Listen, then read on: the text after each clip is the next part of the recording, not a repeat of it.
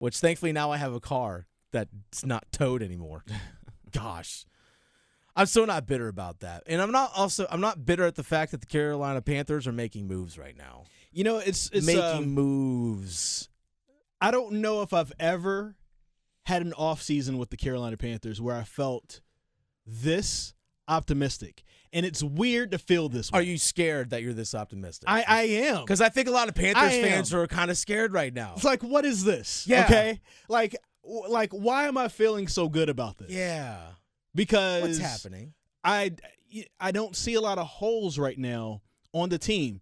I mean, there's a few things you'd like to have. Few more things that you like to have. No, of course. We all want more. No team is fully put together. But you know now that there's a number one pick coming up, you know they're going to get a quarterback. Mm-hmm. If that quarterback, doesn't start, then you have someone in Andy Dalton who isn't necessarily going to win you games. He's not going to lose you games. He's a serviceable backup. He's a veteran dude. And he's a former Pro Bowl player. He's going to be behind a legit offensive line. Mm-hmm. He's got a legit offensive weapons that the Panthers just went out and bought. The defense is going to be just as good, maybe even better than what they were last year and the year before. And I'm like, whoa, why am I feeling this optimistic? Yeah, how am I going to get let down? Yeah. Are we going to be in the Caleb Williams and Drake May sweepstakes next year? Because this feels weird. This feels weird. That's the thing that a lot of Panthers fans, I feel like, that just kind of concerns them because, like, why am I feeling these feelings? Yeah. Why am I feeling excited? It's like, oh wait, like I actually feel strongly in a positive way about something, and I haven't felt this way before. Do I run? Like it's like, do I play it safe? Do I go hide in a corner and stay alone, or do I actually pursue these amazing feelings? That's a big thing that Panthers fans are feeling right now. But here's the biggest thing that sticks out for me right now. Panthers are relevant. When's the last time you could say that? Let's look around the division, NFC South. Yeah. Okay. The Saints have Derek Carr. Is that a move where you feel like that's going to take the Saints over the top? No. Might get them a couple more wins than what they had before. Maybe. But that's it. Derek Carr has a legit defense now, and he never had that before. Fair. So, okay, cool. Maybe that gives them a few more wins. The Buccaneers have Baker Mayfield. Okay. We've seen that they're happen. going to be bad. I think the Bucs are going to be terrible. We've seen that already. Yeah. Okay. They're going to be terrible this season. And they know it. It looks like the Atlanta Falcons are just going to go with Desmond Ridder unless they just last minute decide to go get Lamar Jackson, but they haven't made any moves towards that. Yeah, that or they try and draft somebody here in the upcoming draft, make a move up. Not entirely sure because they picked 7th.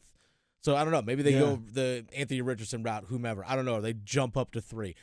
There's a lot to be determined on that. They've also spent a lot of money in free agency too to build up that roster. They've committed like $200 million in contracts to free agents and stuff. But nevertheless, the question still stands: when's the last time the Panthers, as a franchise in the NFL, from a national standpoint, were relevant? 2015? No. 2017. Yeah, 2017. Before Cam got hurt. He got hurt in 2018. But 2017, when they went 11-5, went to the playoffs. Yeah. And, it was like, okay, maybe 2016 was like an aberration, and they just had a down year. And maybe Cam is back, and maybe they can lead him, deep into playoffs again. But that was the last time. Yeah, but that's my point. It's been that long. Now, there's the big splash hire, air quotes, splash hire when they brought in Matt Rule a few years ago, back in 2020. Ugh. I know.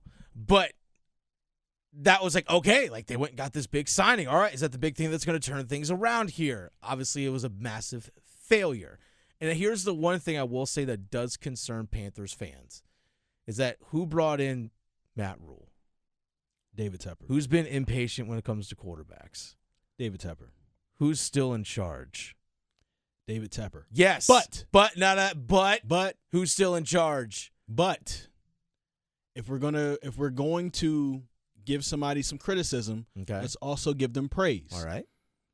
I would say that David Tepper, who's shown that he can make a lot of bad mistakes, also showed that he can learn from his mistakes. How so? Because he admitted that last time when he was searching for head coaches in the 2020 hiring range, Mm-hmm. that he didn't sit in on all the interviews. He kind of knew, like, Matt Rule was the guy he wanted. He sat in on that, gave him all the crazy money, and look where they are. Yeah. And he said, okay, I'm no longer going to ever do CEO type. You're going to have to be a defensive guy or an offensive guy. This time around, I want an offensive guy. Sat in with every head coaching candidate in this hiring cycle and really took time to really process. Matt Rule's press conference was 2 weeks before Frank Reich's. So he took an extra 2 weeks to make sure that he did this. Mm-hmm. You know, if we're comparing like how 2020 went to 2023. Yeah, timeline. Matt's was 2 weeks before. Okay. So David Tepper's showing that he can learn from his mistakes and take a little extra time with things. Here's my big concern. You and I are on the C.J. Stroud bandwagon, right? Yes. We're on that bandwagon. Yes. It seems like Reich, Fitterer, these guys, they're on the C.J. Stroud bandwagon. I have my reservations about Bryce Young just simply because of his size. Yeah. Like, can he hold up physically in the NFL? I just don't think so at 5'10". Yeah, you're 204 at the combine. You're $190. You're $190. Can you hold up the NFL at that size? I understand your talent. I ain't going to question that one bit.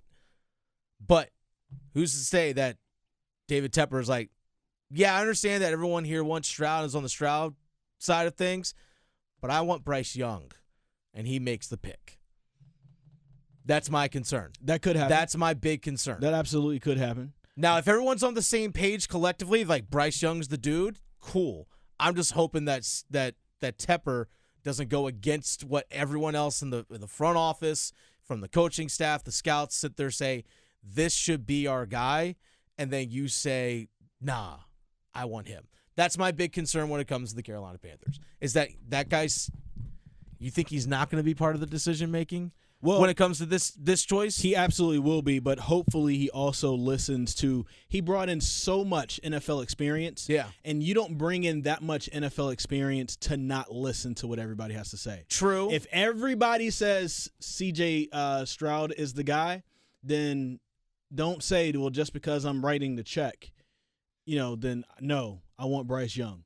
I mean, that would be a major concern to me.